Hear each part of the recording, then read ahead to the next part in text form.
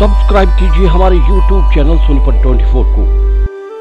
सबसे पहले लेटेस्ट खबरें देखने के लिए बेल आइकन को दबाइए। सोनीपत लोकसभा सीट से जननायक जनता पार्टी से दिग्विजय सिंह चौटाला ने नामांकन से पहले रोड शो किया और अपनी ताकत दिखाई। दिग्विजय ने नामांकन के बाद मीडिया से बातचीत करते हुए कहा कि ताऊ देवीलाल की नीतियों को आगे बढ़ाने के लिए पार्टी का मैं आभार प्रकट करता हूं। दिग्विजय ने भूपेंद्र सिंह हुड्डा पर निशाना साधते हुए कहा कि कुछ लोग 6 महीने के लिए आए हैं और मैं 50 साल का विश्वास लेकर आया हूं। कुछ लोग किलोई की सीट पर वाया सोनीपत जाना चाह रहे हैं। दिग्विजय ने भूपेंद्र सिंह हुड्डा से मीडिया के माध्यम से कहा कि वो शपथ लें कि वो सोनीपत छोड़कर नहीं जाएंगे। मैं खुद नॉमिनेशन वापस ले लूंगा। भूपेंद्र सिंह हुड्डा बीजेपी वालों से डरते होंगे, दुष्यंत चौटाला और केजरीवाल नहीं डरता। वो बहुत बड़ी गलतफहमी में है। हुड्डा और मोदी पर भी निशाना साधते हुए दिग्विजय ने कहा कि मोदी फैक्टर अब डिफेक्टर हो गया है, क्योंकि पीएम चौकीदार तो है लेकिन ललित मोदी का, नीरव मोदी जैसे भगोड़ों का। सोनीपत से श्याम वशिष्ठ की रिपोर्ट। कि मुझे चौधरी देवीलाल जी की कर्मस्थली से, जहां के लोगों के मन में चौधरी देवीलाल बसते हों, उन लोगों के बीच में जाकर उनका आशीर्वाद प्राप्त कर कर मुझे लोकसभा का चुनाव लड़ने का अवसर मिला है, मेरी पार्टी ने दिया है। मैं इस माटी को नमन करता हूं। मैं यहाँ के सरदारों को नमन करता हूं जिन्होंने इस इलाके की शान बढ़ाई। मैं इस वीर भूमि को नमन करता हूं और चौधरी देवीलाल जी के दिखाए रास्ते पर चलकर दुष्यंत जी और केजरीवाल जी प्रोग्रेसिव पॉलिटिक्स का जो रास्ता लेकर के चले हैं, उस पर चलकर इस क्षेत्र को अग्रणी क्षेत्र बनाने की शपथ लेकर अंदर आया हूं। निश्चित तौर पर चौधरी देवीलाल जी के अनुयायी सोनीपत लोकसभा क्षेत्र के लोग मुझे आशीर्वाद देंगे और भारी अंतर से जेजेपी और आम आदमी पार्टी, अरविंद जी और दुष्यंत जी का गठबंधन जो है थंपिंग मेजोरिटी से जीतेगा। दरअसल असली रुआ तो यही है ना कि भूपेंद्र सिंह हुड्डा वाला प्रश्न पूछना आप मेरे से चाहते हैं। मैंने बार बार इस बात को दोहरा दिया कि कुछ लोग 6 महीने की टिकट कटवाना चाहते हैं और मैं 50 साल का विश्वास देना चाहता हूं। मैं 50 साल की सेवा के लिए यहां की जनता से आग्रह करता हूं कि मुझे अवसर दो। कुछ लोग, जैसे वो एक कहावत है, वाया बठिंडा जाना चाहते हैं। कुछ लोग किलोई की सीट पर वाया सोनीपत होकर के जाना चाहते हैं।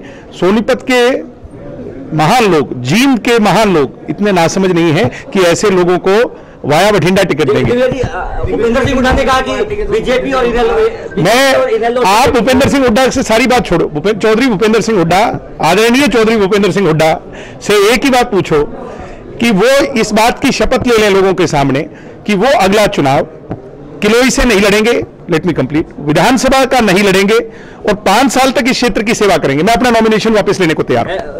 आपको बच्चा बताया कि मैंने कहा बच्चा बड़ा, बाकी बात 25 साल का हर नौजवान चुनाव लड़ सकता है और बच्चा इनका उठाटा पहलवान देखा नहीं चीन में।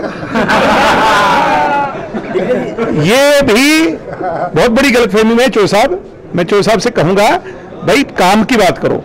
पॉलिटिक्स विचारों का है, भावनाओं का नहीं है। भावनाओं पे तो इन महान लोगों को, इन भोले भाले लोगों को आपने बहुत गुमराह किया। मैं तुम्हारी चौधर ले आऊं, मेरी 2 आंख है, इस दूसरी आंख के लिए आपने किया क्या? एक चीज बता दें, एक पुल बनाया और उसकी भी जर्जर हालत है, आज जाके देख लो। जेजेपी और बीजेपी को एक पार्टी बताया, जेजेपी और बीजेपी को एक ही पार्टी बताया। भूपेंद्र सिंह हुड्डा को हराने के लिए दिग्विजय को यहाँ पर बीजेपी। भूपेंद्र सिंह हुड्डा तो बीजेपी वाले लोगों से डरते होंगे। दुष्यंत चौटाला और अरविंद केजरीवाल बीजेपी से सीधी टक्कर लेने वाले लोग हैं। बहुत बड़ी गलतफहमी में है भूपेंद्र हुड्डा, जो दर-दर की ठोकरें खाकर अपने सीबीआई के केसेस की सेटिंग बिठा रहे हैं। वो डरते होंगे, मगर चौधरी देवीलाल का खून निक्कर वालों से डरेगा नहीं। इस गलतफहमी में ना रहे।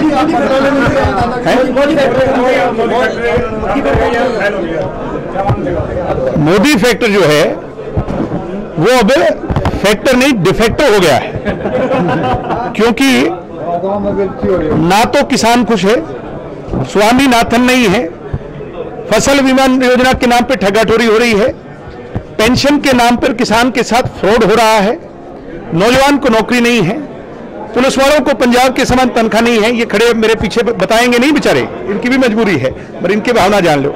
कर्मचारियों को पुरानी पेंशन स्कीम नहीं है, व्यापारियों को जीएसटी ने मार रखा है, दलित और बैकवर्ड को रोजगार नहीं है, उनको दिहाड़ी नहीं है, गरीब कमेरे की सरकार नहीं है, और फिर भी छाती ठोक के कहो मैं चौकीदार हूं।